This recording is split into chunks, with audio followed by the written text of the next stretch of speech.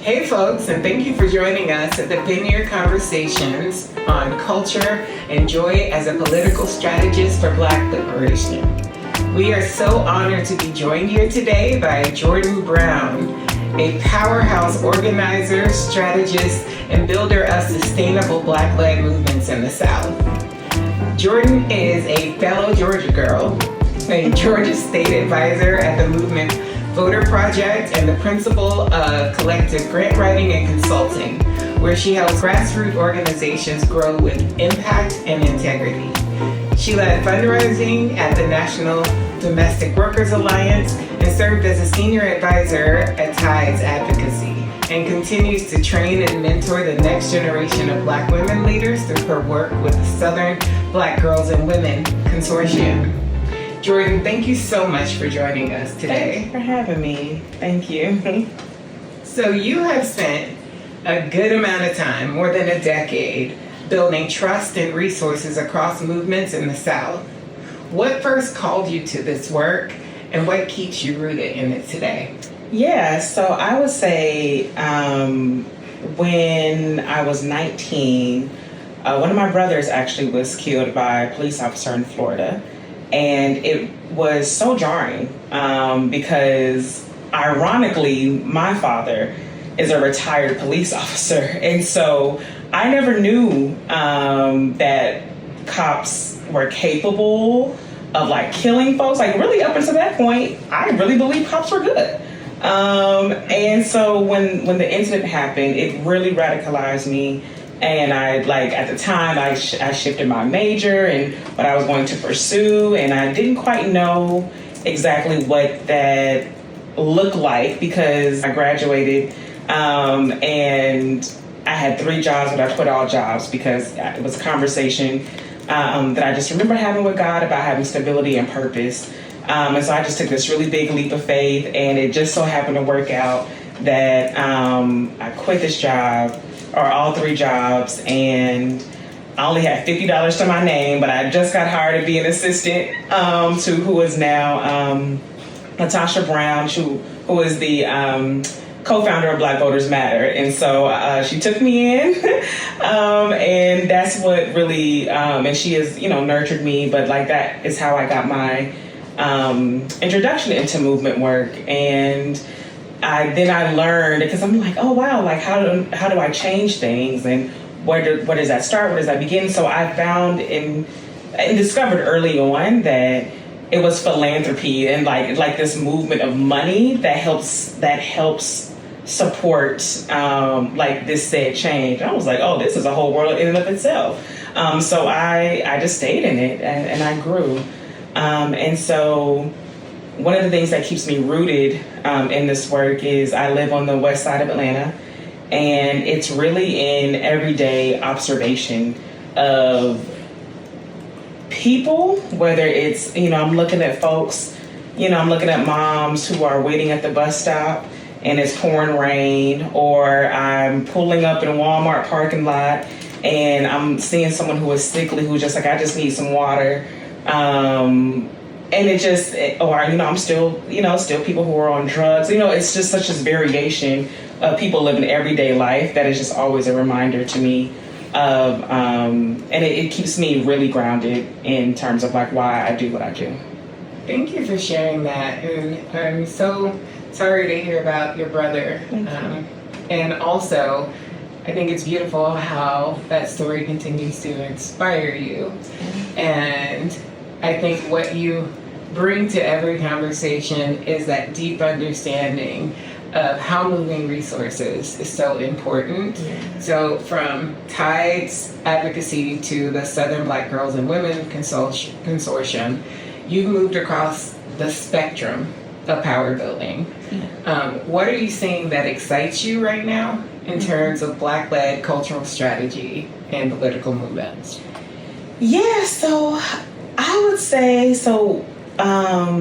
we know that cultural narrative is almost like the beginning of, say, like cultural strategy. And so that in and of itself is like, it begins with a feeling and how we feel about something. And so I would say that feeling, it's good to see that feeling translate into expression and creativity. And so especially as a Black woman and who makes investments into the South and a Black woman and girls, it's really exciting to see Black girls like embrace the hairstyling as expression and like doing like digital art as expression and hosting floral arrangements, like all these different things that collectively really are creating a sense of unification and like power building. And we like traditionally we wouldn't think of that as moving towards this like policy or political type of outcome, but it absolutely does, because it begins to help when folks begin to have things in common and they're feeling similarly.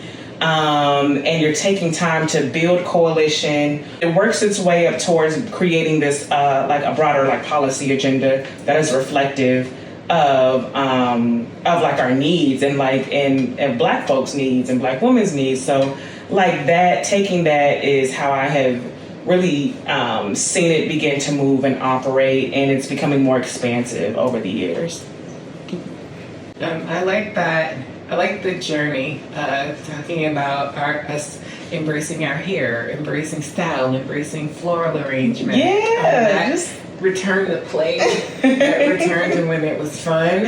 And everything. We embraced the hard because we understood where it could take us. Yeah, and it's the joy in it, right? Like, because that's what this is like. That's what you all are elevating, and it's the joy that reminds us that, like, when we're able to, it can be like a political home as opposed to something that is attached to a struggle, which is what I'm just like, like we're building not from that place, but literally from this other source of joy that we are using as a political tool. Absolutely. And I think it's really great to have this conversation here in Martha's Vineyard. Yeah. It's a place that is often connected with Black joy, with legacy, also luxury. Yes. So as someone that's organizing in the Deep South, what conversations do we need to be having across class and region for Black futures? Yeah, so I have two responses to this. And the first one is around education. And so Martha's Vineyard is it has a visible concentration of intellectual people, of professionals, of artists, and really like great thinkers. And so it goes without saying how important, how vital intellectual capital is in order to sustain Black futures. And so when we are talking about like education, how important that is, and continuing to lift that up as a conversation, being in the South, our intellectual capital is being divested away from us, as we know. And it looks like the banning of the books, and it looks like erasing Black history. And so, amongst many other things. And so I would say that I would love for us to continue to have more conversations around education and how that really attributes to like, just like our sustainability of Black futures, because there's just no like denying that is just really core to how we are going to continue to progress. And I think Martha's Vineyard is very representative of that. And then the second thing I would say, conversations around surveillance. Like I have this, I don't want to say weird thing about surveillance, but I'm very weird about surveillance. And so one thing that when I come to Martha's Vineyard, I actually feel like I'm not being watched. Even though we all know we're being watched, I feel like I'm not being watched, which feels like a level of freedom to me. And I think about how that, again, like how that translates or doesn't quite translate to folks who live in the South. And mind you, this could be broader too, right? Just like Black communities, like some working class and poor Black communities, but our surveillance, is coming in the form of like omnipresence in terms of police and being over policed, and police presence in schools, and algorithms tracking us every 2 seconds, like to control us from this racial and like economic kind of like perspective, if you will. Like it's just like it's that infrastructure that is quite, I find it very destructive to our Black future. And so when I think about Martha's Vineyard, and it's almost like this illusion of a utopia, but this illusion of like freedom. And so I think for us, like, it's a matter of taking that illusion and doing our best to make that an accessible reality in order to sustain our Black futures. And so it looks like, I certainly believe it certainly looks like breaking those barriers of like those who have that access. We're always going back to how are the folks, like who have the resources to the education, going to then share those resources with those who don't have it. And it just looks like crossing those bridges, like the cultural, the cross-cultural pieces, the cross-regional pieces, because there's usually some judgment around like folks in the South and just these preconceived notions about people in the South. So I certainly think Martha's Vineyard is like reflective.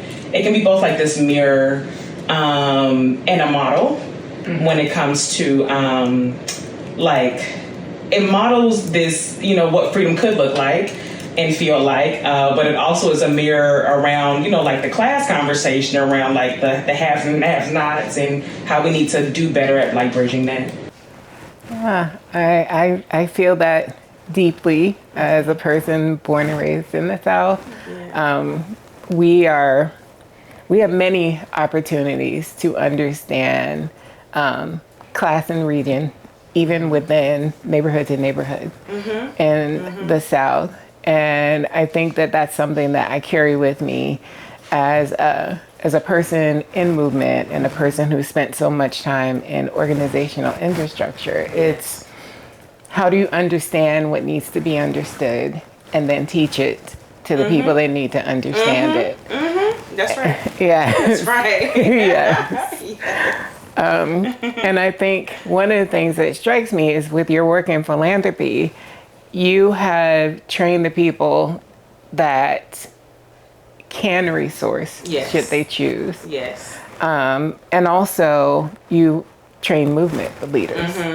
And so in that conversation, what is the strategic power of like storytelling and culture when you're doing that political and philanthropic education? Yeah. So in my current role, we, especially this year, I mean, I've done it before, but especially this year, we have really began to lean into storytelling as a tool to provide that political education to our donors.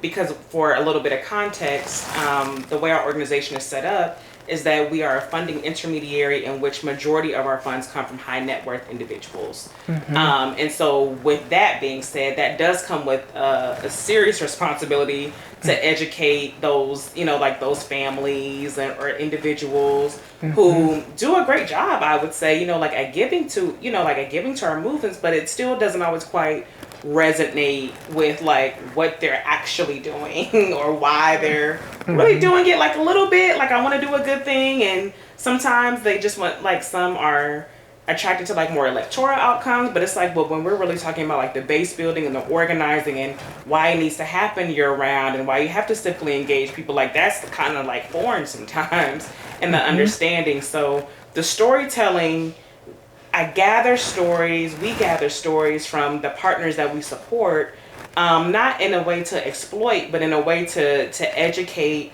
particularly around issues with marginalized communities that, that folks are operating in and that we prioritize and resource.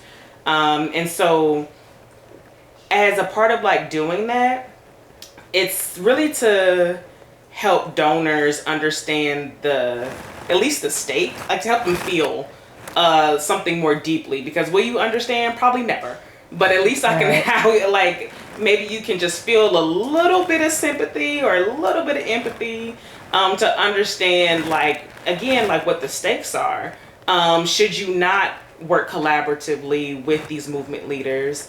And so it's important because when you're sharing the story, you're sharing aspects of like culture within that, and culture is a teacher. And it should be valued as such. Right. And it does, culture also shows up in a way that like statistics can't. Exactly. And it should just be valued as such. So that's how we are like approaching like storytelling and like educating donors, and it just helps keep the cycle of things going in order to advance our movement.